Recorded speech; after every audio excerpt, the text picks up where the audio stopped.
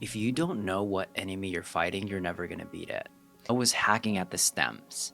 And the stems was like, what's your macros? How much workouts were you doing? What are all the foods? And then we would make some illicit changes. Yeah. And then afterwards, they would gain it all back. When you start to address from a stress management perspective, now you're hacking at the root. She was blown by the results. Like, she knew that she had lost weight. She knew that she had been doing well. But when we really took time to go back through it, she was able to say, I'm not as stressed at work and at life anymore. And that's been the biggest change. I'm excited about the weight loss, but she's like, this has actually changed my life. With your clients, when you start to implement mindfulness, what were some of the experiences? Yeah, this is huge. So there are so many nutrition plans out there. And to be quite honest, guys, you could probably go to ChatGPT, type in 12-week weight loss program, and it's going to build you out something that's pretty decent. However, what's going to differentiate this conversation and what you see in that ChatGPT prompt is going to be our combined experiences as a dietitian, as a trainer over the past 10 years. For those of you guys visiting us for the first time, my name is Royce. My wife is Tara. She's the dietitian. I'm the trainer. We own 2 brick and mortar facilities here in Las Vegas, and we've helped hundreds of clients lose weight. And today we want to go over a 12-week weight loss program that you can essentially use from step 1 all the way to step 12 and see massive results. And we want to not only teach you kind of the pragmatic side of it, but also give you some insights of what it's going to feel like, what you're going to experience, what tools you may need in that week so you can be extremely successful. So 3, 2, 1, here we go. hi. All right, so let's start. Yeah. So before we start, what was the first question? Well, first we want to go over what is a program. And I'll start by saying we were speaking about this in the car on the way here, and you blew my mind again because you always have these really interesting frameworks and ways to explain and give definition to things that I've never heard. So I'm still kind of reeling from that mind explosion. from that this morning. So if you can explain again to me and to the listeners what is like a program. Yes. And I think this is really important. When you are going into something in depth, having a definition for it is extremely important. Now, our definition of a program is a set of skill sets, tool sets, and beliefs that eventually become mindsets that essentially elicit a change for the client. Now, that change is also going to be accompanied by a set of emotions. And let me explain kind of like what that set of emotions are like. And those set of emotions eventually become experiences. And the way we were describing this was there's different TV programs. And we're both old enough. And those guys that are old enough, there was like 60 channels. Yeah. Right? There is a Lifetime channel. There is a ESPN channel. There is a TNT channel. There is a Telemundo channel. Yeah. But each one of those programs elicit specific experiences. Telemundo is like drama all day. Like the person dies and then they're alive again the next episode. You're like, oh my gosh, they're alive. And then you have TNT, which is all action based. And that program really involves action. You know, big sound effects, big explosions, manly things. And then you have I think it's Lifetime, right? It's just a bunch of rom-coms, sad things happening all the time. And then there's ESPN, which is just sports. Yeah. Right? Or documentaries. So when we're designing a program, you have to understand what program you're getting into. Now, there's a lot of programs that work, right? So our program, if we were to categorize this program in a type of genre, it's a rom-com, right? And it's a rom-com. So if you're into rom-coms, what you're following right now, this is essentially what we want to elicit that experience for you. And a rom-com is, instead of finding that other person, it's really finding yourself. It's developing a relationship within yourself. There's going to be some heartbreaks. There's going to be some heart warming moments. And Like there's going to be some comedy, there's going to be some joy, and Some struggle. and some struggle. And if you want to experience that in your weight loss journey, I think you should stay tuned in just listening to this, Mm. right? So, and another version, just really quickly, like, oh, well, then what other programs would elicit a different response? Mhm. It can be like 75 Hard. We've both been part of 75 Hard as well. I think that experience to me is like a sport documentary, a documentary of grit. And that Yeah. elicits a response and it creates an amazing change too. And that actually does work. And then there's other ones that we've done in the past that were like macros, Mhm. which was like watching a lecture. Yeah. Yeah. And it It works. was a little bit boring, It's a little bit boring. tedious, Hmm. and yeah, like you mentioned, there was results, but at the same time, the experience Yeah. elicited different emotion. 100%. It was not fun. There wasn't like some laughter to it. There's I no guess. laughter, and it works. Yeah. And for those of you guys that are making amazing programs and different trainers and different dietitians, that program works, and we want to make sure we highlight that those programs work. But what's going to make this particular one different is the set of experiences that you'll experience. So hopefully that gives you at least a framework of what we're about to talk about, and let's get right into it. Okay. So I want to start this off. This is the first thing that you guys want to do first because it's so critical, it's so important, is going to be these set of questions. Mhm. And you were asking me this. I was like, that's perfect question. Can you the assessment questions that you talk about in terms of mindfulness? Mhm. So she's gonna just spray out a bunch of questions to me so you get an idea, and I'm gonna answer this as truthful as I possibly can so you get an idea kind of where I may be at, but also you may be at. And if you guys want the link, we'll put it on the link below of just a quick assessment so Yeah. you don't have to like keep typing these questions out. So let's start with the assessments first. Yeah. So this is a mindful eating assessment, and there is 2 parts. So we'll start with part 1. And so the way that you're going to answer is by either saying the statement. I'll read the statement, then you say always, Mhm. sometimes, or never. Got Okay. it. And if you're at home, the way that we would keep track is actually if you had an always, you would get 2 points. Mhm. If it's a sometimes, it's 1. And then if it's never, you get a 0 if you're trying to add up your score. Mhm. So before I eat, I appreciate the look, color, and smells of my food. Always. Okay, good. I notice when there are subtle flavors in the foods that I eat. Always. I notice when foods and drinks are too sweet. Always. I chew thoroughly and taste every bite of food I eat. Always. I notice when the food I eat affects my emotional state. Always. That's a tricky one. So I just want to say that for some people who haven't recognized that before, the emotions that are pretty common that come up are either like joy, which people do recognize a lot, but also guilt. So Right. guilt from not finishing a plate, guilt from feeling like they're throwing away food, guilt from the food choices that they made.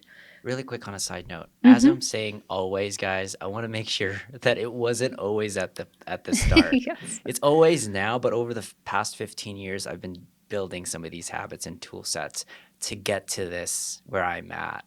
Mhm. So I was never always, and don't feel that you should be at always. Okay? Exactly. So, Yeah.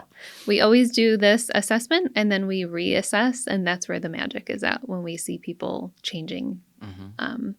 based off of this. So, okay, good. Going back to when I eat a big meal, I notice if it makes me feel heavy or sluggish. Always, I recognize when food advertisements make me want to eat. for sure. Is that At a party where there's a lot of good food, I notice when it makes me want to eat more food than usual. always?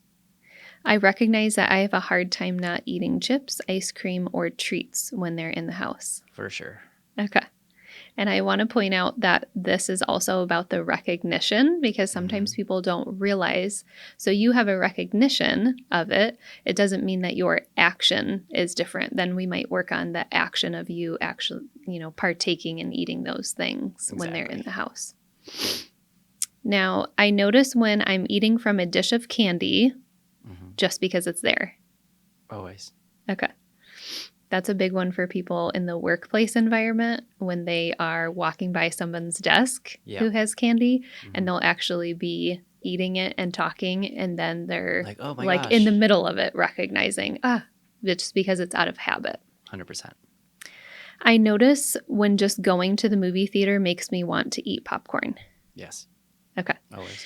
And that one I love for myself because that just makes me think of I'm definitely going to have the popcorn when I'm there, but how can I be thinking of how my day is going to look so that I'm not super uncomfortable? Right. Okay. So good. So that was part 1. So we would add up that score to see for part 1. And then moving on to part 2, the only difference with part 2 is the scoring system changes. So it's opposite. So when you say always, if you're at home kind of writing down your answers, you would actually get a 0. Mm-hmm. If it's sometimes, that's still 1. Mm-hmm. Now, this time, if your answer is that it never happens, then you would get a 2. Mm-hmm. Okay. All right. When a restaurant portion is too large, it's hard for me to stop eating when I'm full. Never. When I'm eating one of my favorite foods, I don't recognize when I've had enough. Never. If it doesn't cost much more, I get the larger size food or drink regardless of how hungry I feel. Never. If there's good food at a party, I'll continue eating even after I'm full. Never. Okay. Oh, wait, no, sometimes. Sometimes, okay. I get bored. Mm-hmm. If there are leftovers that I like, I take second helpings even though I'm full. Never. When I eat at an all-you-can-eat buffet, I tend to overeat. I haven't been there for a while, but in the past, yes. Yeah, and that's... So, never right now. Okay. Yeah.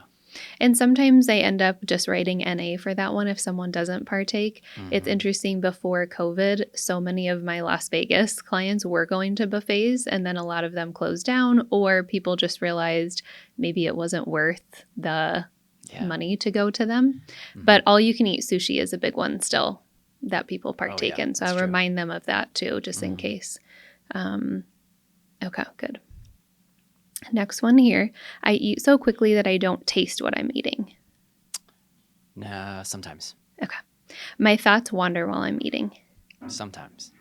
I think about things I need to do while eating. Sometimes, for sure. Yeah.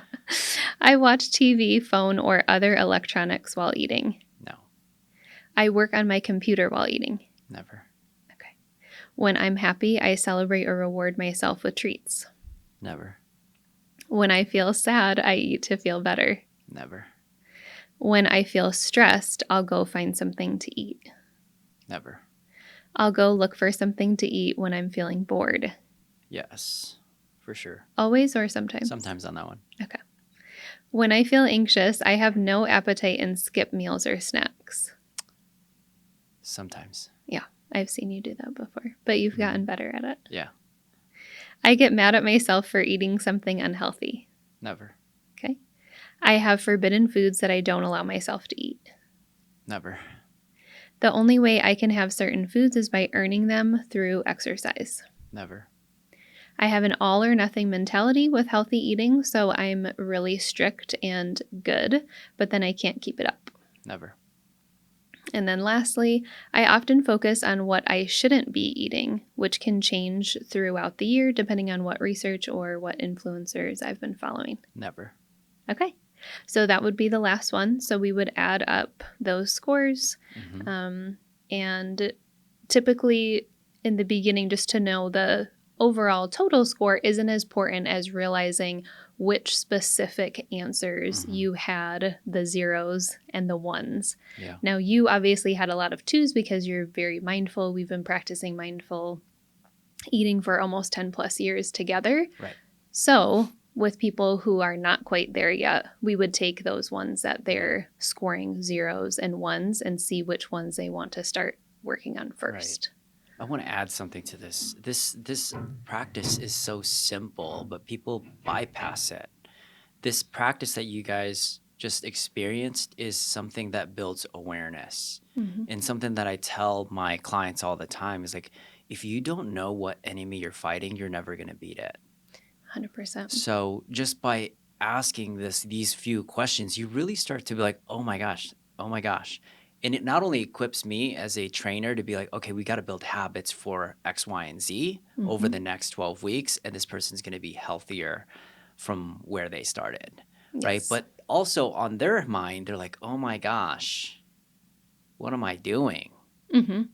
And it elicits their own response, which is just as powerful. Yeah. And if you need to slow down and go back to that, we went through it very fast. Usually, the Mhm. first time I'm doing that assessment with people, their minds It's are like an somewhat hour or two, blown right? because they're like, I've never thought of that. The question about if they've noticed how food affects their emotional state. Most people notice that their emotions are Mhm. affecting what they go and eat, or maybe don't eat in the case of being anxious and skipping Yeah. meals.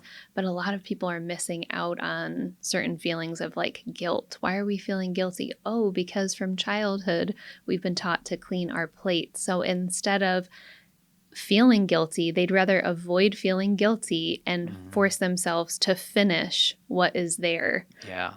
Or I had a client last week tell me about going over to a friend's house and completely overeating.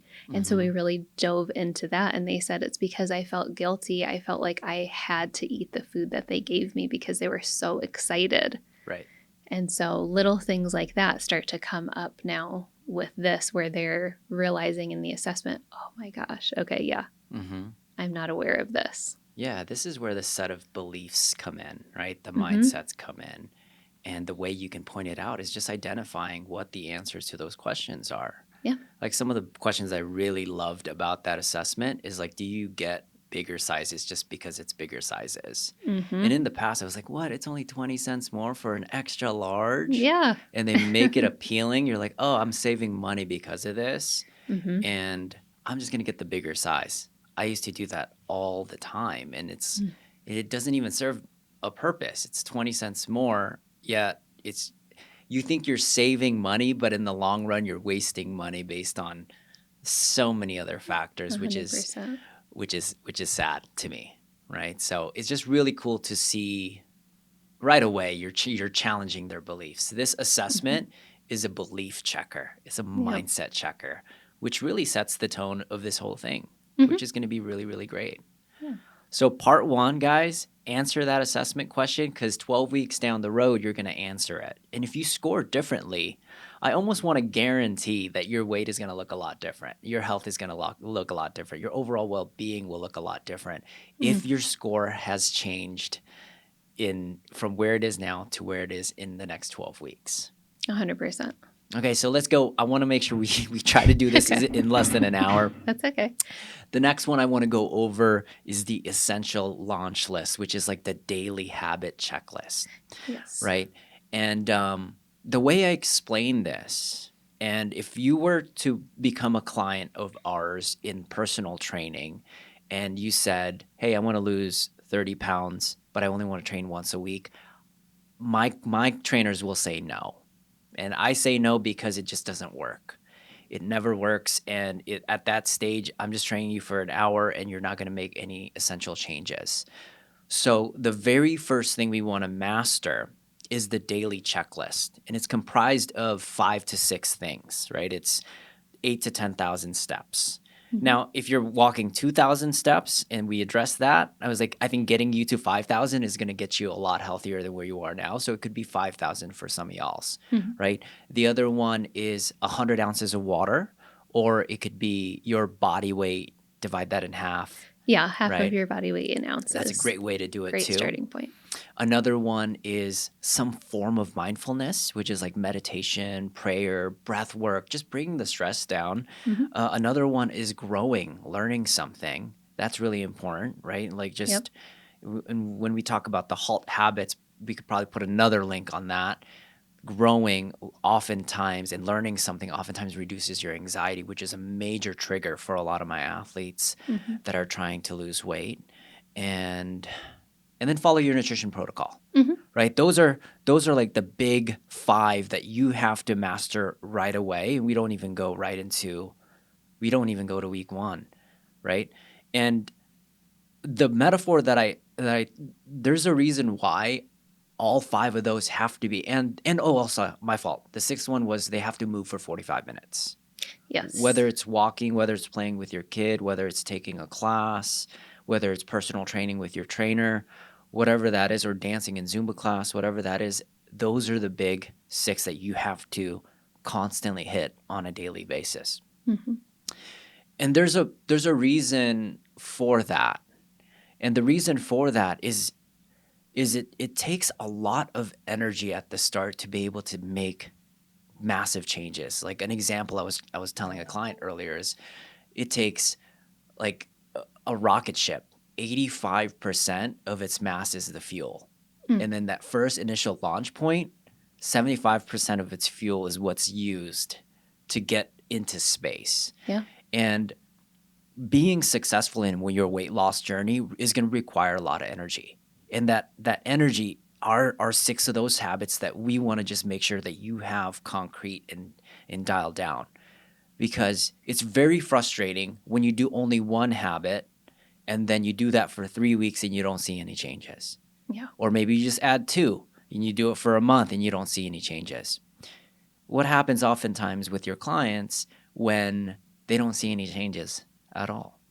Well, at first when I would see someone, they'd be super motivated, right? But when they don't see change, because if we're moving too slow, they're not bought in anymore. It's very easy for them to just exit and just say, this isn't worth it. And it didn't work, right? Yeah. And that's I want to really highlight this component.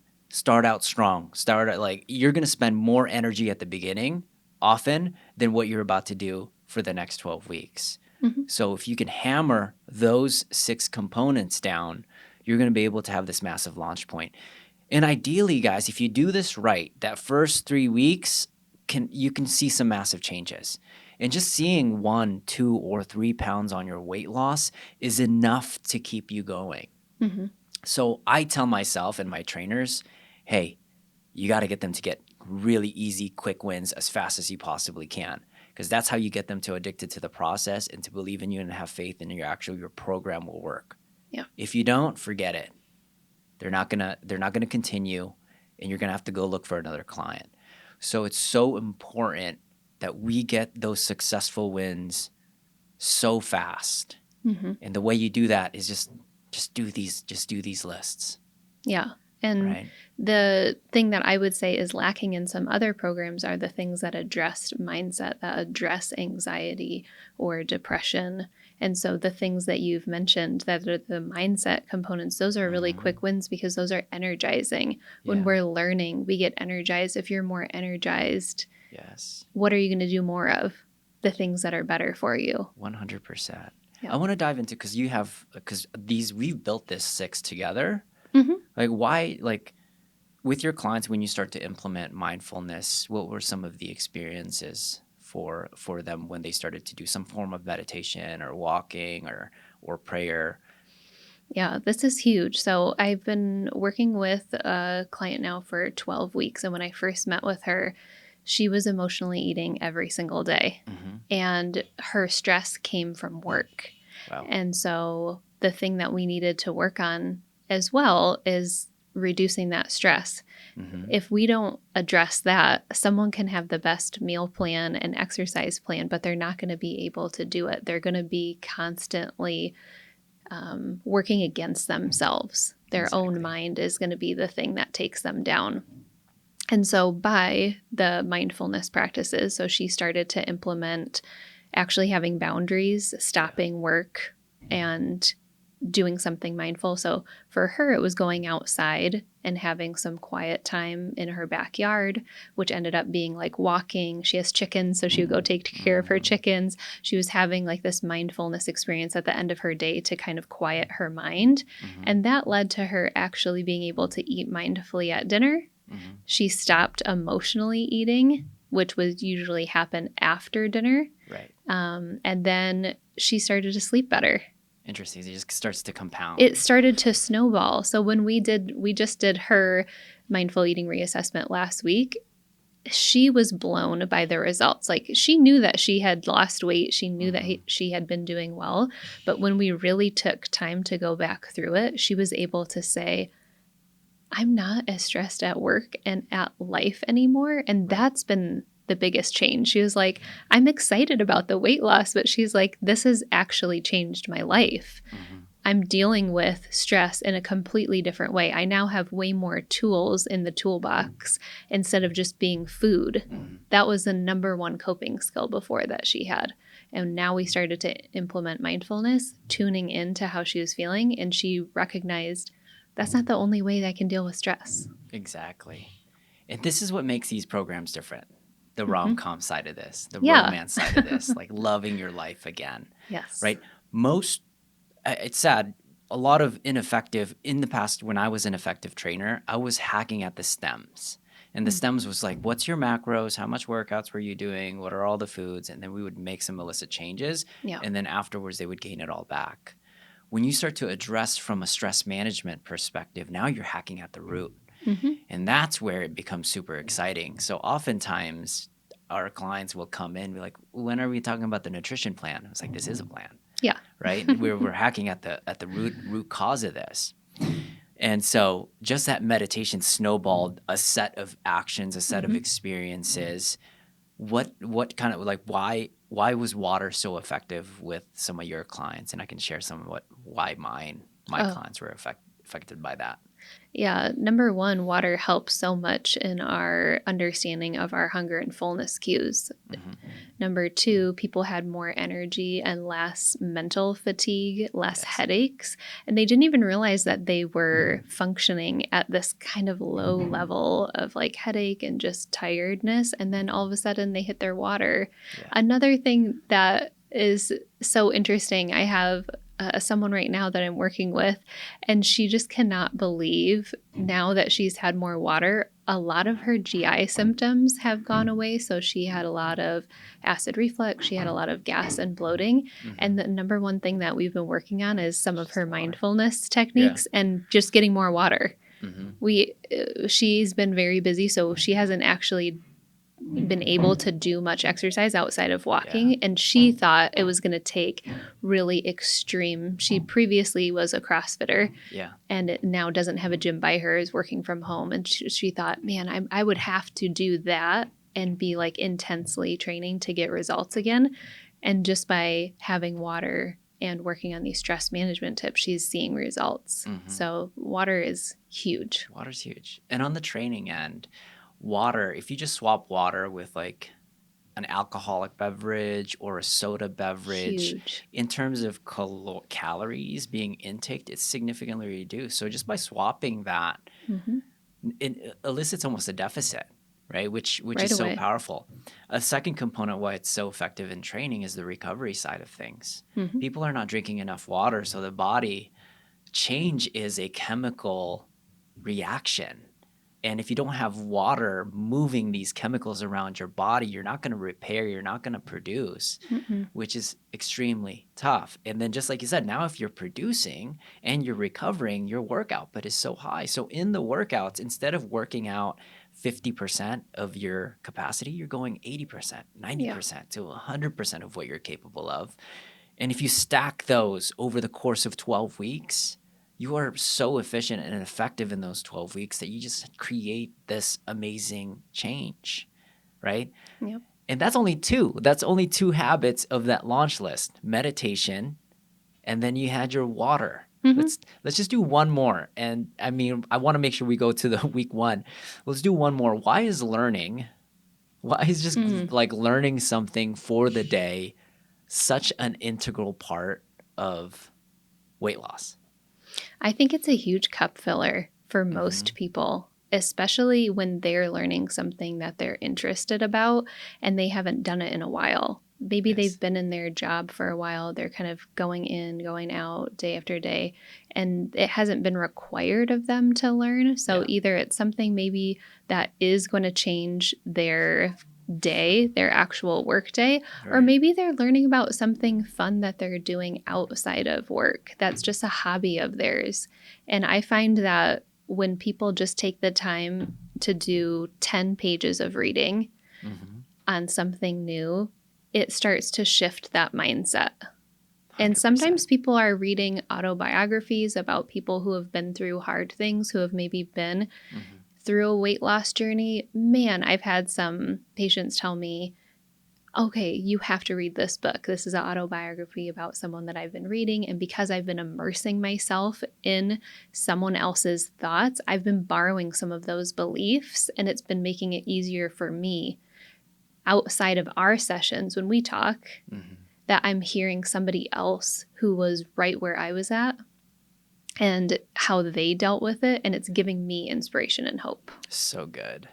One of the big triggers we talk about was anxiousness, Mm. which is uncertainty, unknowing. Yes. So one of the best ways to combat anxiety, which is not knowing what's going to happen, is Mhm. knowing. Yeah. And the way you can know something is just to learn things, Mm-hmm. right? And I think people overcomplicate the learning component. It can be reading 10 pages, but sometimes I'll often learn something from a conversation that I had with a person in front of me, Yeah. right? Like an example, I was asking her what she does for a living, and she does, what do you call that? She's like a gaming engineer. Oh, Yeah. she creates video games? No, a gaming engineer for gambling. Yes. Oh, yes, yes. And I was like, well, what are some of the philosophies? Well, one of the philosophies was you want to make sure that they're having really fun when they're winning, Mm. but they're even more excited when they're losing. And it blew my mind. I was Yeah. like, hold on, girl. Let me just write that down. Mm-hmm. And I was able to use that thought into the work that we do, Right. because losing weight is like, just seeing that is really, really fun. Mm-hmm. But then we've somehow, as we start to see these adversities happen, these failures, these injuries, we're even more excited. Yeah. And it gives, and internally we're excited because it can give a lot of these, we see a lot of data points. We Mhm. see now they're at an emotional state where they're able to learn. Like, we're so excited because of that. And if you can create that, you can make some really effective programs. 100%. That was gained through a nugget. Mm. So that is like something that people miss in their weight loss program, is they're just trying to lose weight, but they're not learning anything new. Yeah. And sometimes that new thing doesn't necessarily even have to be about weight loss, Yeah. which is crazy to even just speak of. But I've seen it happen all the time with my clients. It's like, what did you learn this week? And they'll share me something completely opposite of what we're talking about. But they've somehow related it into their life. I've had a lot of people be learning about their finances. So, Mhm. one of the major stresses that I see with people is their finances. And when they think that they are going to be eating healthy, they think that it's going to be more expensive. Mhm. So, they have this story about it. And they also say, oh, they're just complaining that Yeah. they have this constant kind of like weight about finances. So, we'll talk about, okay, so let's learn about your finances. Like, what can we do to have some growth in that area so you feel excited? And one Mhm. thing that we do if we're looking at meal plans, and we'll calculate how much they've been spending when I have somebody last week who was telling me that they were door dashing food, Mhm. and it was mostly it started as breakfast, lunch, and dinner, but what we Like decided, $100. I can't even believe it. I'm Yeah. like, okay, so what about let's start creating breakfast at home. So we actually went to Walmart website because she wanted to do Walmart pickup. We picked out the groceries, we put them in the cart, we added it up, and we saw how different it was. Then she implemented that for a week and she loved her breakfast. She had either breakfast sandwiches that she made Yeah. or smoothies. And when I saw her next, she was like, are you kidding me? This Yeah. whole time I could have just been making this myself. Yeah. I would have saved so much time. Yeah. And money as well. She was Yeah. like, why was I doing this to myself? And Yeah. so I think you're right. It could be just learning about something that's completely outside of weight loss, but it's a skill or a deficit that you have that's been weighing on you and Mhm. making you anxious. Yeah. And if you feel bad if you're learning that for the first time, I've been guilty of that. Yeah. I was Grubhubbing everything, and I was like, where's all my money going to? Mm-hmm. Right? And it's so common, but it's often misplaced. And that's where the mindset comes in. That's where the skill sets come in. Yeah. Inside programs, like that's one skill set that you have. Mm-hmm. now that you can use to really elevate your journey over the 12 weeks.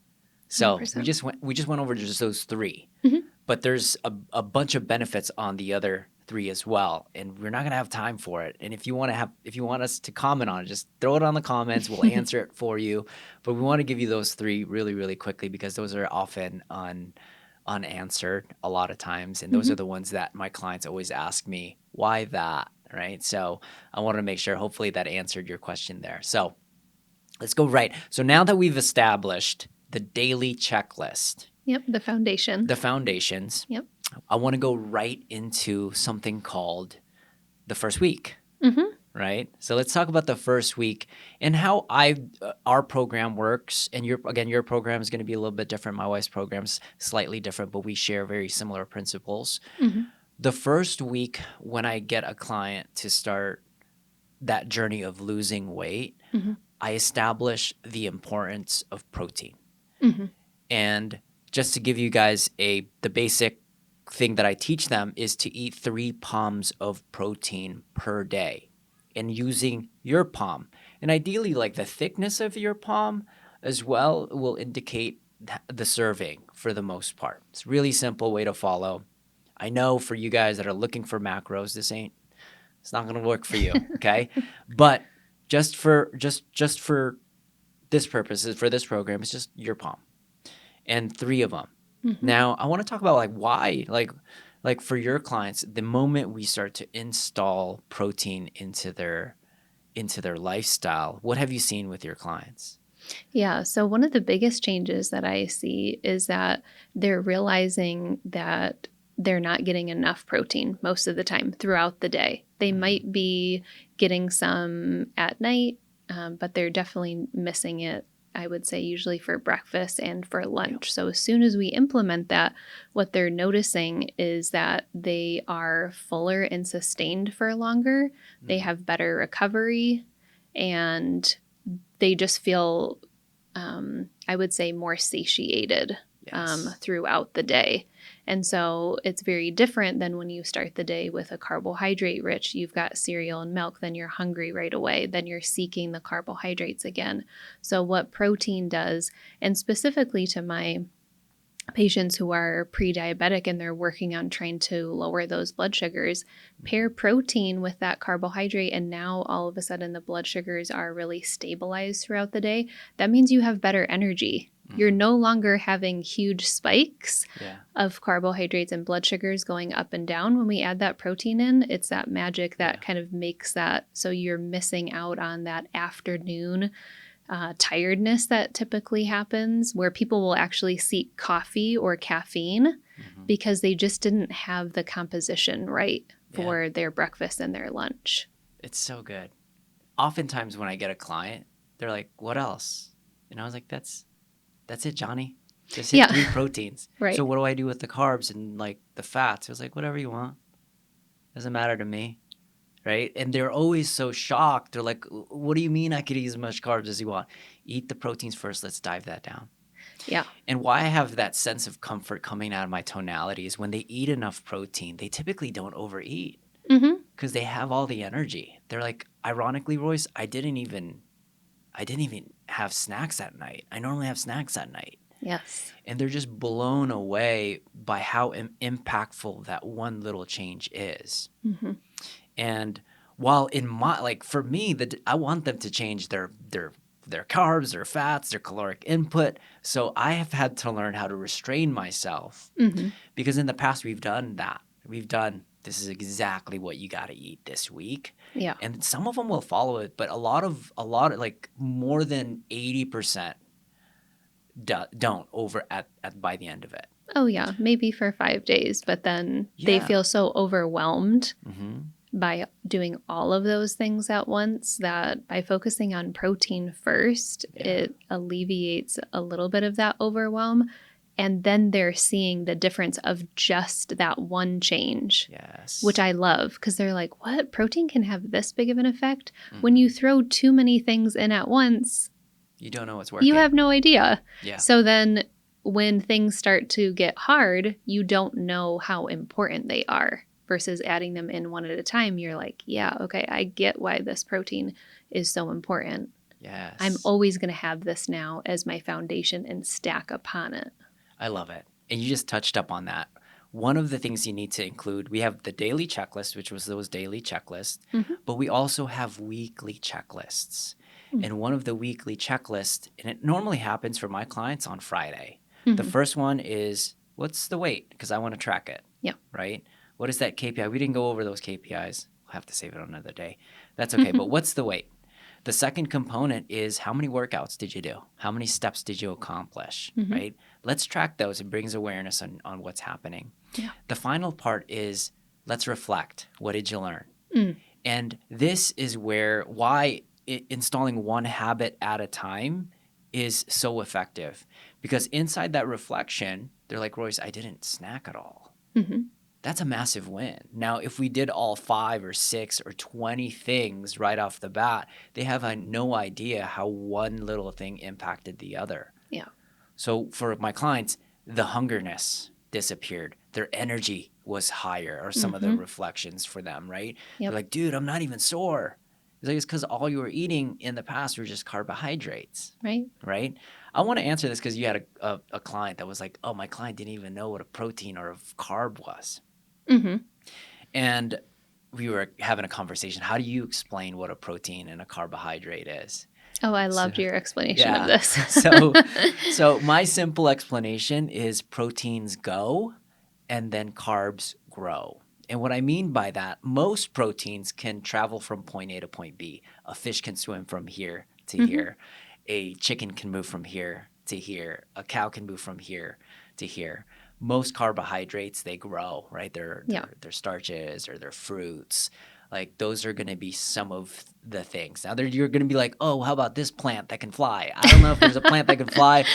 Yeah, you're probably right. But still, for the most part, proteins go, carbs grow. Yeah. So that's how you can differentiate for those of you guys that are like, okay, what are they talking about, right? Okay, so that's week 1. Yep. Right? And again, the weekly checklist, track whatever measurements you're doing. It's whether it's your weight, your body fat, it could be your blood pressure, your heart. It could also be your blood panels if you have the ability to do that. I think that's amazing. If you can do blood panel measurements, that would be super cool to do. You might not be able to do it every week, but you might be able to do it every 6 weeks, every 12 weeks. Yeah. I think those are going to be some cool indicators. So reflect on those 3. That's going to be your weekly checklist. So now that we have the weekly checklist, let's talk about weeks 2 and 3. Weeks 2 and 3, I kind of make the 2 and 3 a little bit longer because I want them to experience it longer. And the only thing that I adjust inside our program is the amount of carbohydrates they're consuming. And ideally, I want them to consume enough carbohydrates for the activity that they do. Now, if they're not doing anything whatsoever, my carbohydrate component can be a little bit different. But if you're exercising, if you're following this checklist and you're moving for 45 minutes every single day, whether it's with your trainer, you're playing with your kids, you're going for a walk, this is an awesome way to essentially have these things coexist. Okay, so for carbohydrates, I have them take on 3 handfuls of carbohydrates per day. Yep. And it is mind-blowing for people, right? So I've had experiences where, like, I can have that much. I've had that experience. And I've also had experiences where, like, I have that in one sitting. Yeah. All right, so let's explain some of these, the experiences that your clients go through under these subtle changes. Yeah, and you're right in saying that. I have had a lot of clients who, when they find out, number one, what is a carbohydrate, so what would be foods that would affect your blood sugars, their mind is a little bit blown. So to just recap on that, it would be our starchy vegetables, our grains, our legumes or beans, as well as fruit. So now we're equipping them with understanding what actually is a carbohydrate, and then we're looking at the portion size, and some of them are saying to me, oh my gosh, but I usually have all of the carbs in one sitting. So if we think of like a Mexican meal, right? Right. Yeah. Traditional, which I love Mexican food, Or right? mac and cheese. Or mac and cheese. It's just straight Okay, so, carbs. right. Mac and cheese is Right. definitely straight carbs. Yeah. But if you're thinking you've got rice, you've got beans, you've got the tortilla, you've got maybe corn salsa. So corn is going to be a starchy vegetable. So Yeah. we're like loading in these carbs. Yes. So to have the clients actually understand like, oh, okay, what is the serving size that I'm shooting for? Their minds are usually blown by that. What Yeah. would you say is your experience? So, yeah. So for the client that is like, oh my gosh, I'm completely, what am I going to eat then? So I have those Right. clients Mm-hmm. and we look, and then I have them just kind of text me what they eat. And it's like starches. It's rice, Yep. it's pastas, it's breads, Cereals. it's cereal. They have no idea the other versions of carbohydrates. And I give them essentially, there's 3 different types of carbohydrates for them. There's low, there's high, and there's medium in terms of the glycemic index. Mm-hmm. So typically I try to give them recommendations of things that are more in the medium or the low. And what I found when I give them more medium and low glycemic type of starches, it's a lot more on their plate. And it's essentially the same caloric compound, but it's just the volume is much larger. And sometimes that just visually looking at something more full for them, they're like, oh, this is a lot of food. Yeah. Right. And and the other side's like, it's like, oh my gosh, I can eat that much food. A lot of times they thought they were only allowed to eat like a certain amount of rice, but they never included any vegetables, fruits, any of those things. And it just really throws them off. Yeah. So one thing about programs, a program is not going to feel comfortable all the time. Just like I said, there's heartbreaks. There's going to be these problems. This is one of the problems that actually start to emerge. In training, if you're personal training with us, we're going to teach you simple movements like an air squat. Right. And for those of you guys know, that's just like sitting on a chair. We got to make sure you do that correctly, effectively, so you're not hurting yourself. And that's kind of where we are from week 1 to week 2, essentially, right? But somewhere along the path, as you get stronger, I'm going to start to add more weight onto that bar. Maybe you have a barbell now. Yeah. And as we get closer to weeks 12, we're going to start to implement more speed and load. And what you'll often find are breaking points. So the knees diving in, the back is rounding. For us, it's going to be some of these constraints that we're going to see. They're like, they have no idea that they can eat this much.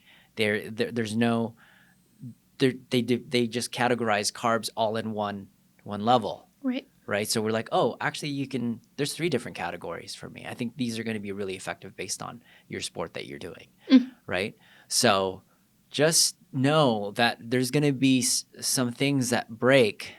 Those things that break, if you learn how to fix it. And I think that's why it's so advantageous to hire a dietitian, hire a trainer, hire a coach of some kind to be able to give you those skill sets and those mindsets. Yeah. So you can adapt in the process. And so you can have variety and joy with your eating, because most people come to me and when they find out they can have more than just rice, they're so excited, right? Like a typical macros kind of perspective is like, oh, I can just have chicken and broccoli and rice. And when we're able to introduce all of the carbohydrates and expose what some of the actual nutrients are that you're getting from carbohydrates. So fiber and micronutrients that are coming from sweet potatoes versus some other starches. They're like, oh, okay. And it's making it fun for them. Like, I love to see people actually saying that they're feeling full, they're feeling sustained on this amount of carbs per meal. When maybe at first they thought there's no way. Yeah. Yeah. I want to share some because I'm Filipino and I have a lot of Filipino family members that I'll ask because I'm like an outlier to them in terms of being fit. And one of their misbeliefs is, so you don't have rice anymore? And I'm like, what do you mean? I have rice, right? The problem is they eat too much rice. Like if you look at my plate in the past, it was like 90% rice and a little bit of chicken, right? That's what the compound was. So Yeah, it's very natural to be scared of rice initially because you just see the outcome, Hmm. right? For your family members. Right. But typically it's just like I tell them, I was like, no, I still have rice, but Not 3 not cups. 3 cups or 7 cups and not a Right. double serving again. You know what I Right. mean? And they're just blown away by including that. And it's really hard not to eat rice as a Filipino. It's just so ingrained into a lot of our recipes, and being able to just completely restrict that is like restricting a portion of you, Hmm. which you start to hate, right? And I do really well with rice. Yeah. And I think that's one of the other things that you'll start to experience is you'll have some sort of fear that you're like, wait, am I even allowed to have that? Hmm. Because in the past, when I lost weight, I completely removed it, Yes. and I'm telling you, it's okay. Let's do it, right? Let's put it on there and let's run that experiment Hmm. and see what happens with your weight loss journey. Oftentimes, they include it inside that week 2 and 3, and they start seeing their weight loss change. They have this mind explosion. Hmm. Like they're like, oh my gosh, it's like their first time learning that a cell phone works. Right. They're They're like, very excited that they can still have it yeah, and see progress. exactly. So that's weeks 2 and 3 is just including the right amount of carbohydrates, which is Yeah. just 3.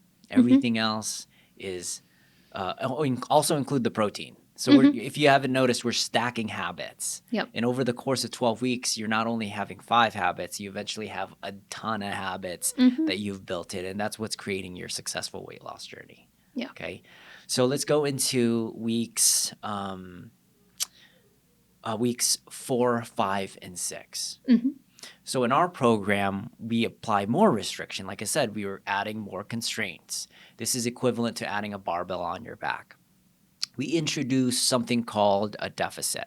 Hmm. And a deficit is just a fancy word of just eating a little bit less that your body needs. Hmm. And ideally, when I'm programming a deficit, I don't want it to be so massive that they start to lose a ton of muscle. Right. So it's really important that you're still eating through this deficit. The way we do this, again, you still have your 3 palms of protein, right? Hmm. Instead of having 3 handfuls of carbohydrates, you now have 2. We're just taking 1 out of the day. Hmm. So that is one of the key indications.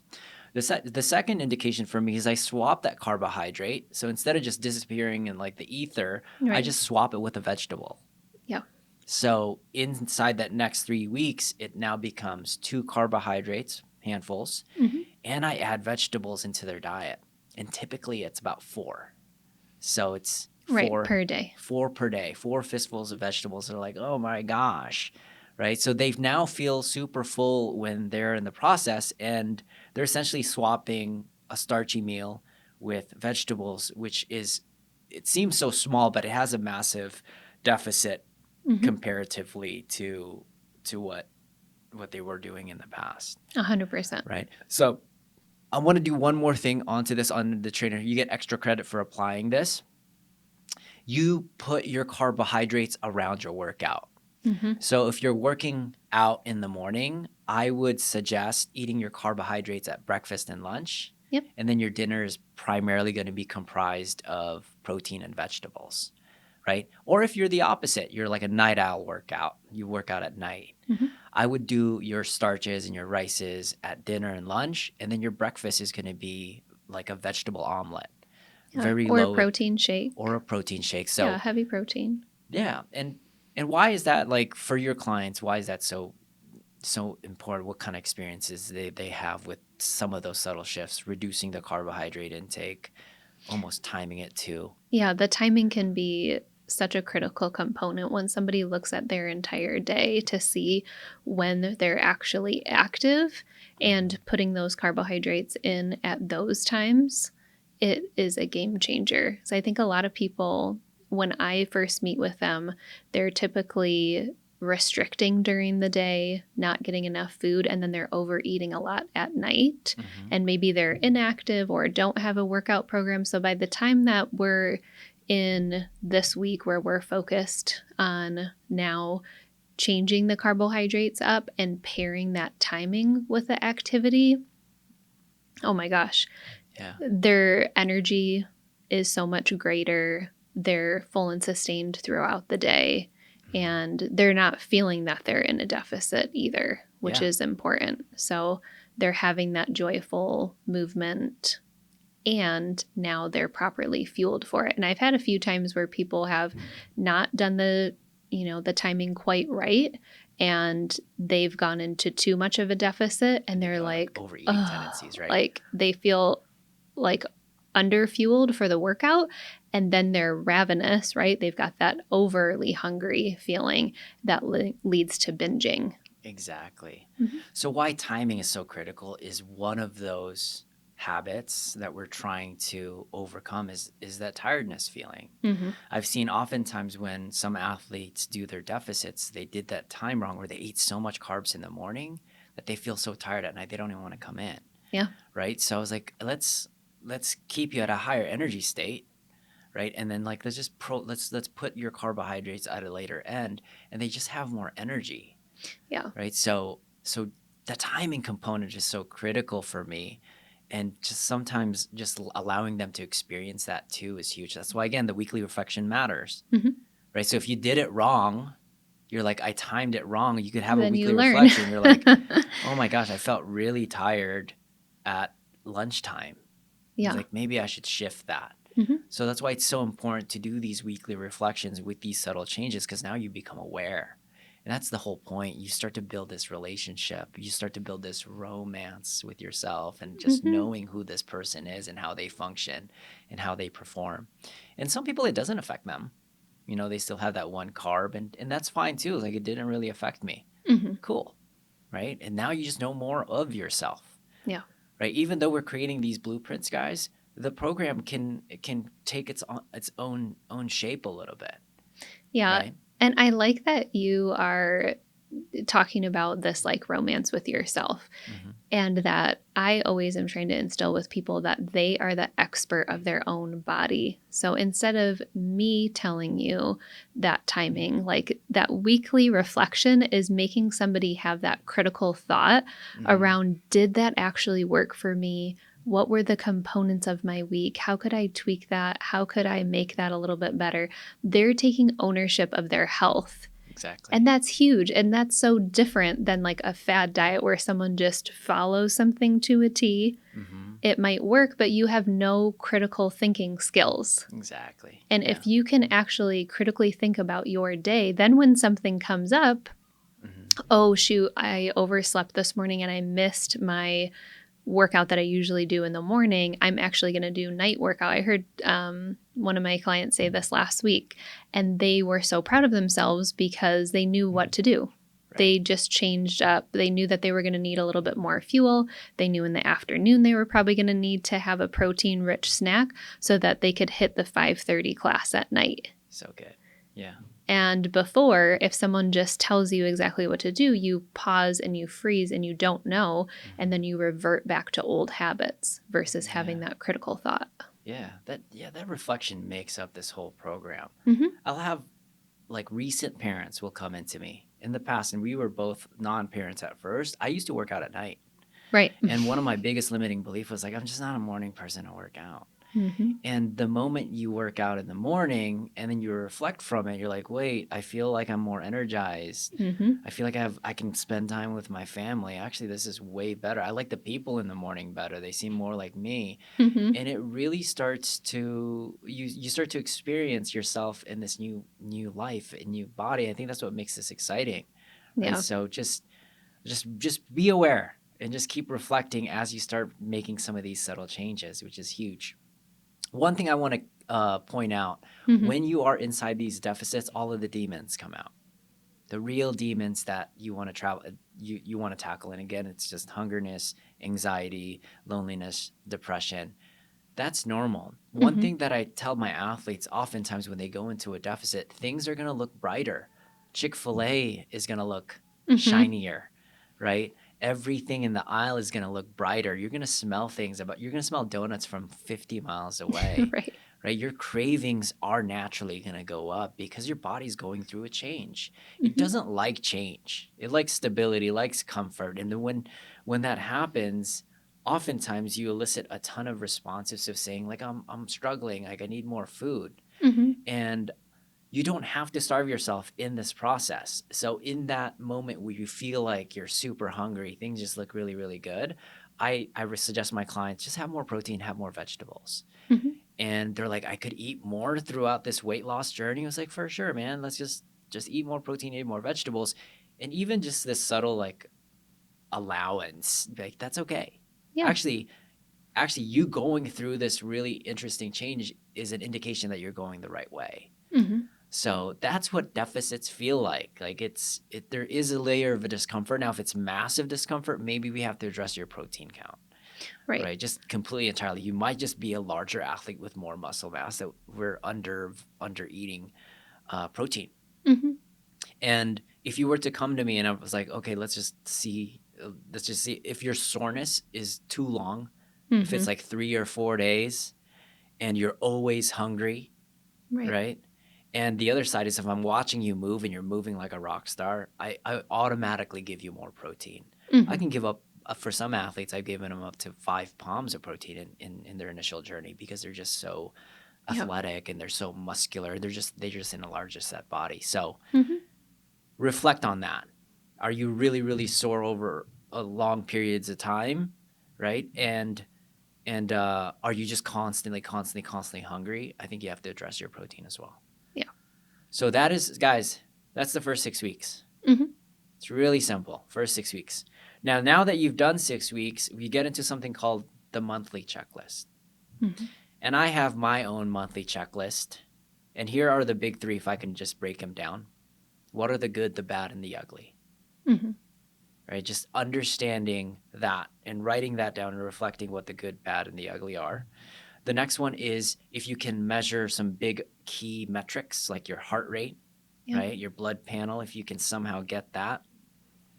It's just to indicate that if the program is working or if you need to make adjustments. Mm-hmm. So identifying some of those big key ones is going to also give you an idea where you need to pivot or maintain. Maybe you just need to stay in the line, right? Mm-hmm. You're like, hey, if I just rinse and repeat this, will it work? Yeah. Let's run the experiment.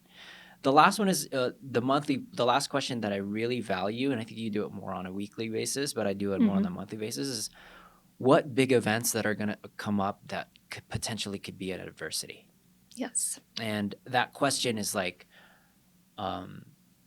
birthday parties. We just had July 4th, Christmas, Thanksgiving, wedding. Just get-togethers with friends. Yeah. Someone comes into town. My best friend's coming into town. Mm-hmm. So what's your process once you reflect that? Like, what do you notice with your clients? Like, what do you suggest when they have, let's just say we just had July 4th, for instance, which is typically heavy calories and barbecues, hot dogs, chips and salsa, alcoholic beverages. How do you approach that? Yeah, so it's interesting because my last 2 weeks were filled with sessions where that's what we were discussing. So we take the, first part of the session to review what went well, kind of to look back. Yeah. And then we're taking potentially half of the session as well to say what's going to happen upcoming. So for some of the things that I talked about with my clients specific to 4th of July is we talked about the timing. So is this you're going away for 4 days with family and you're going to someone else's house, and so you have that much time where it feels like you don't have as much control?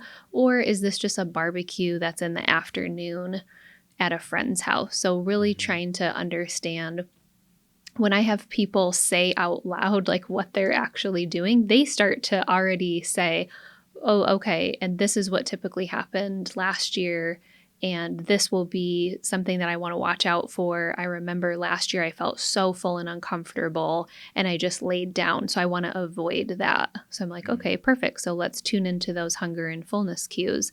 Let's make sure. I'll say, what did you have that morning? Oh, well, I knew that I was going to eat a lot at night, so I restricted all day. Okay, but that actually led to you being so hungry by the time you got to the party that you Yeah. binged out and you couldn't help yourself. So we might come up with a plan that says, hey, you got to nourish yourself. You still need to do, if the party's not till 6, let's make sure that you're still having your protein rich meals throughout the day, that you got to move, and that we go in to that party feeling good and hungry and excited about the food. There doesn't need to be anything that's off limits, but let's make sure that if you know that you want to get in vegetables and no one's going to bring it, that's Yeah. on you. Like Yeah. you can bring it. And Yeah. people have been like, oh my gosh, why have I not thought about that? I'll bring some of the things that I'm excited about, and then I can still partake in maybe a dessert or whatever they're looking forward to, but do it mindfully. Do it slow, with the goal to not get to that overly full where you're so uncomfortable, then you can't enjoy the rest of the night. And that defeats the purpose. This is so good. This is why my wife you can't work with her because she's just too busy, right? It's because it's really simple. And I like this thought. The separation is in the preparation. Yeah. So sometimes you can fight the dragon way ahead of time. Mm-hmm. And it's just much easier to fight it when it's smaller, when it gets bigger. Yeah. So going into it with a plan is so critical if you had a plan, right? And that is one option for sure. But I've also had options where, like an example was a birthday. One of my clients had a birthday. And then they were like, I don't know if I should have a cheat meal or not. Like, this is my favorite meal. It's like, let's just make the decision ahead of time. Do you want it or not? Yeah. And then they were like, I really do want it. And I'm like, let's do it then. And let's track it, right? Now let's go take that meal that potentially is what you consider a cheat meal and let's turn it into a reward meal. And so there's a lot of cool things that happen there. One, the drama is gone, which I think does more damage than the food itself. It does. Right? The emotional battling. You're like, should I have this pasta or not? And they're having this like internal demon battle for days at a time where it should have just been done already. Yeah, the guilt that sometimes sends you into a guilt spiral. Yeah. And they're so refreshed too because I'm like, let's just do it. Yeah. And then like, what do you mean? Like, who are you as a coach? I was like, let's do it. I'm excited. But here's if you decide to do that, what is the work that we're gonna do? I was like, well, I know I'm gonna do my 3 workouts this week, right? You know what? I'm gonna put a workout in the morning, and I'm gonna do my waters. I'm gonna do all my walking, and then I'm gonna have that meal. Amazing. Yeah. So like we've now established what we have to do, and we have to be great. We're gonna be as perfect as we can the week prior to that, or the month leading up to that.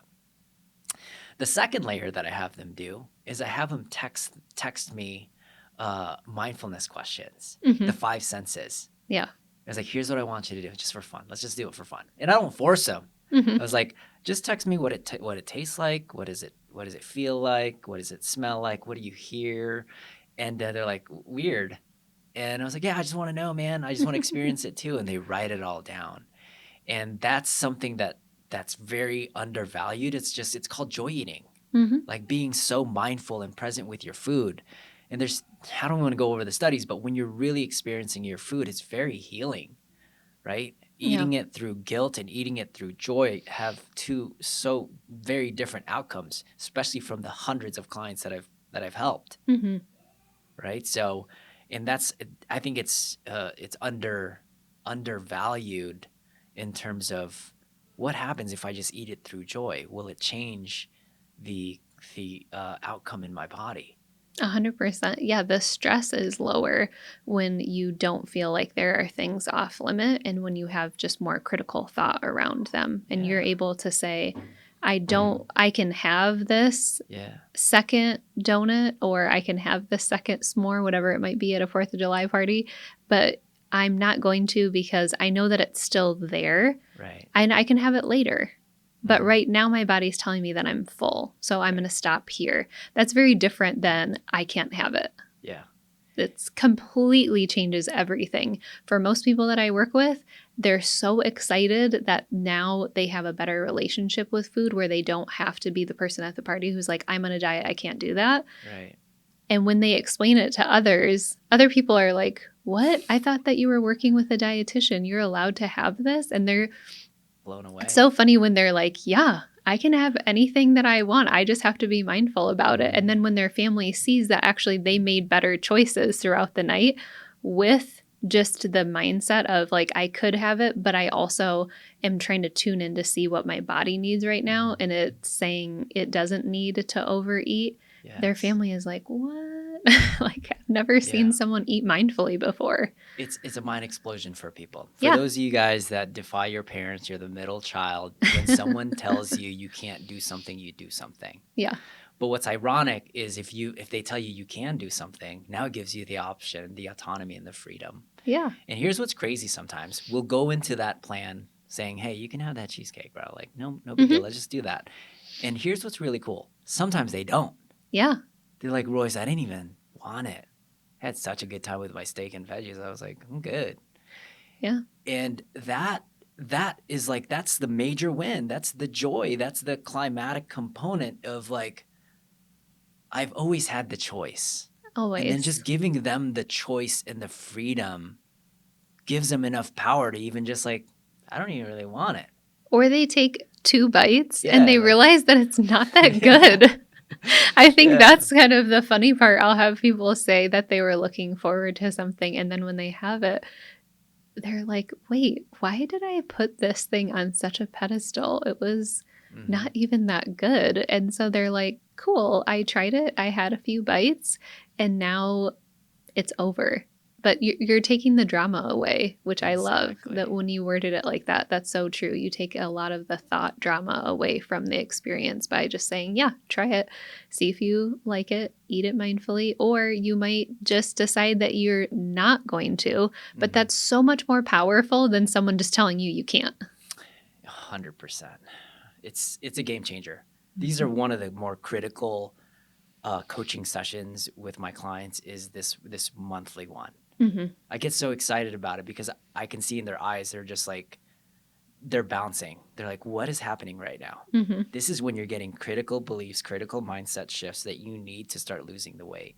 Yeah. Like, wait, I'm allowed to do this. I have the choice to do this. I could change the word to reward instead of cheat, Mm-hmm. right? Wait, I can eat something with the emotion of guilt and also an emotion of joyfulness. Mm-hmm. It's like, what is the outcome when I'm feeling joyful? What is the next set of actions? Yeah. And then when I'm in a space of guilt, what are my set of actions moving forward? So when we create an experience of joyfulness, they come in and work out the next day, Yeah. right, or the next week. But then when we create restraints, and I've done this in the past, like I'm not like a perfect trainer. I've made some major mistakes. I was like, no, we're not gonna have that. Not in 12 weeks, bro. Mm-hmm. And they're just like, they end up following what I say, but in the long run, they have this weird relationship with meals. Mm-hmm. And they just feel mad the next day. Yeah. You know? And I'm like, no, we can have fun throughout this. Mm-hmm. And this is where the comedy is, right? This is where the rom-com component Yeah. comes to it is the way you experience that essential event will also oftentimes dictate the next series of actions, which is really critical in terms of building a healthy, sustainable weight loss journey. Yeah. And if you want to be in a sustainable program, the way that you know if it is you can go to a party and have a learning experience like that. Mm-hmm. And that's the biggest difference Okay. of that rom-com. It's like, yeah, we can do this. I love it. Okay, so let's talk about weeks 6 through 12. Okay. And week 6 through, what is that, 9, 6, 7? Oh, week 6 through 8 Mhm. is all about maintenance for me. Mm-hmm. So here's what's crazy. My whole intention for the next 3 weeks is to not lose weight or to not gain weight. Mm-hmm. And it throws people off. They're like, what do you mean? Okay, it's called it's a maintenance side. But we do add one element to it. We reduce the time frame for them to eat all of their calories. Right? Some people call it intermittent fasting. I just call it normal time restriction. Some people eat from the moment they wake up all the way to the moment they sleep, Mm-hmm. which is really tough. There's a lot of things that are happening in there. So this is very similar to adding more weight on the barbell and also Mhm. putting a time frame that they have to squat 10 reps in less than a minute. Yeah. Okay, so this next 3 weeks, even though it's maintenance, I'm also looking for things that break. Mhm. So really easy protocols so one, they're back at their 3 pumps of protein. They're back at their 3 handfuls of carbs, Yep. or 2 if they're really small, and then their 3 vegetables, Mhm. right? But we reduce their eating window to either 12 hours, okay, 10 hours, or 8 hours, or even some of them I've even done 6 hours. I just want to apply constraints. And here's how I apply the constraints. So if you're eating 14 hours, just cut it to 12. Okay, if you're eating 10 hours already, cut it to 9. Like, it doesn't have to be a massive constraint shift. Mhm. This is where it gets fun for me, because I've had 2 clients experience 2 different things. One client, they've completely condensed their time frame and their anxiety is gone, Mm. which is like, oh my God, that's so weird, Mhm. right? And then I have other clients that I constrain it and they break apart. Right. And this is where some really cool coaching starts to begin. So one client, they were so anxious on like trying to figure out what time to eat. This works really well for people that are high executives, managers, entrepreneurs.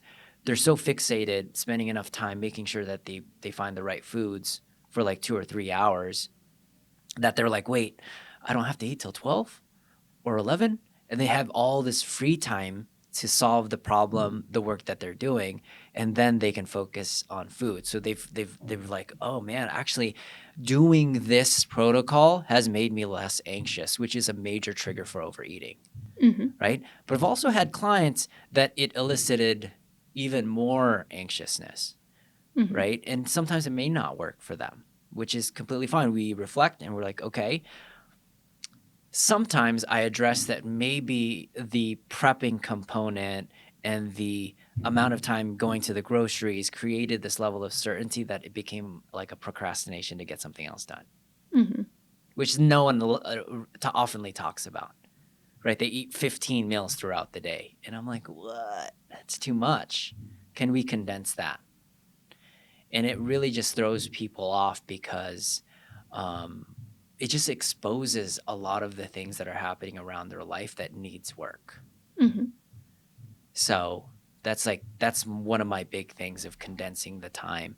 With your clients, have you seen time be an effect, like overeating at night, or what are your experiences on there? Yeah, I would say I don't do as much of a time constraint as maybe you do with some of your clients. It's very individual, but something that I've really noticed, like we talked about, is the schedule is so important. You have to be matching it with your waking hours and your active hours, Yeah. as well as just being practical about your workday. I work with so many busy professionals, and we have to time out when things are going to happen. And I get some people who are working out in the morning and they're not hungry. So we're saying, okay, it's not going to be a full on meal. It's going to be a smoothie to tide you over. And lunch can only happen at this time. So this is when we're going to plan it. And a lot of the constraint comes more so at night because I Yeah. want to make sure that people have enough time to digest food before they go to bed. So it ends up being that we work on the nighttime routine a lot. Right, yeah. And a lot of people, just out of boredom, just out of habit, are including nighttime snacking that is emotionally based. Mhm. And so when we do put in constraint, it's just to say, okay, so what is coming up? Because the hard part is not the not eating at night. The hard part is feeling the emotions that you were suppressing by having a binge, by numbing out. Yeah. And so it's really important in this, time point when I'm working with someone that I'm giving them, or they're coming up with too. We're working together to find what are some other tools. If you're not going to use food at night and you're stressed during your workday, how are you going to alleviate that? And so the time constraint really does bring that up, because now all of a sudden Yeah. they're not able to use food to cope. And when they actually, if someone is hungry, then I tell them to eat at night. Right. But Yeah. The times that they're actually hungry is so few and far between because we've spent this whole time leading up to this that their day is planned out. They've got enough protein, they've got enough carbohydrates, they've got enough vegetables. It's not hunger at night most of the time. Right. It's something completely different. Yeah. And then when they find out what that is, what is the emotion that you've been trying to numb out with food? That's the work. That's the work, and that's the nutrition coaching. Yeah. I'm glad you bring that up because in a span of 14 hours of eating window, you can hide some of those underlining coping mechanisms that you haven't developed yet. Right. It's just like a person air squatting, just their body weight. It's hard to see things break until you put things on top of their back and they do it enough times. You'll see things that break down. Yeah. So that's essentially what I oftenly see as well. Like, is it boredom? Is it anxiousness? I just had a client that noticed that they ate because it was like their version of reducing their stress. Yeah. And the way they noticed that was at the end of the night, they would sit on the couch and then they would take a deep breath and then they would eat something like a popcorn, right? And we started to notice. He was like, "What do I do with my popcorn? Let's observe your popcorn. What are you doing physically? Where is it in the house? Well, it's normally in my couch reclining chair. What's the breath like? I take a huge breath." And they're having these epiphanies that it's a coping mechanism. The food wasn't the problem. The way they created that internal state was the problem. So it was like, let's just experiment. What if we just meditated for 10 minutes? What if we read a book for 10 minutes right at that same time? They're like, yeah, let's try it. And then what they find is they knock themselves out. They go right to bed because it induced the same type of mechanism aside from eating the food. 100%. And I find that there's a buildup that happens. So if it's stress from your workday and it continues to build for a few hours into the night and leads to an eventual binge, that actually we can go back even further and try and see if we can implement something. So I've had I did this myself, which is why I know that it works, is I did a car meditation. And so knowing that if it's work that I need to de-stress from, implementing a meditation that's on the way home so that I'm already feeling relaxed, now I'm going into the whole rest of the night more mindful instead of the night being everything is triggering, right? Lucas being loud and trying to get my attention while I'm cooking dinner sets me off. Maybe a phone call from you where like you're coming home late and I'm annoyed by that, a messy house. Yeah. All of a sudden those are escalating. Now somebody's like, I just need my food. I just need to sit down and have my snack.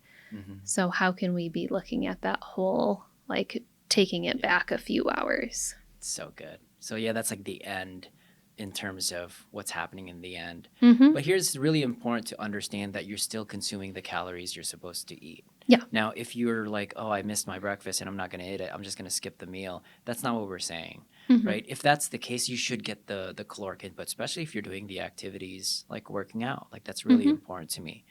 If it allows you to do it, try to condense it in that time. Yeah. Right, which is super, super cool. Okay, so another thing about the maintenance, I think this is one of the most important pieces in their program because a majority of your life should be maintenance. In fact, if you ask me the amount of times in the year where I try to lose the most amount of body fat, it's typically less than 3 weeks. Okay. And then the final 3 weeks, guys, is another deficit, but a little bit more aggressive. Again, this is applying the speed of the barbell, the speed, the load, all of those things are important.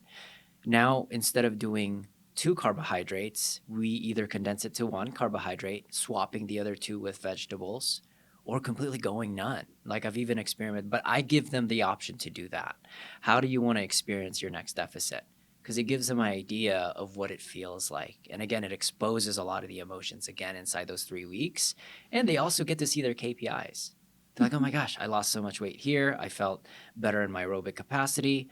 And sometimes in this massive deficit, they're also like, oh, I'm just not as strong under these circumstances. And that's also valuable as well. Yeah. right? In the process of getting strong, like you want to feel strong. So I think it's just awesome to experience that level of deficit as well, because it works really well in terms of weight loss. And I think that's a huge component to it. Yeah. And I find at this point that a lot of my patients are eating so mindfully, they've got a lot of the habits down, that just another deficit makes sense after having some maintenance and not having, the weight shouldn't have changed, so that we can understand where that maintenance is. And that deficit might look exactly the same as when we did it before. Yeah, it could be the same one. It could be the same one, but now they're going into it even more knowledgeable, and they understand, oh, okay, this is what it's going to feel like. I know when I'm going too low. You can tell if you're going too low if you are not able to just perform your neat activities. So if you notice that you're like cleaning your house less, if you're walking less, if you're moving less, they know those things going into it. And so they can tell and then come to us, and that's the learning part of like just that. to see where it goes. Yeah, you're bringing like, oh, I needed these set of tools in my next deficit for me to be productive in this next one. I think is so cool too.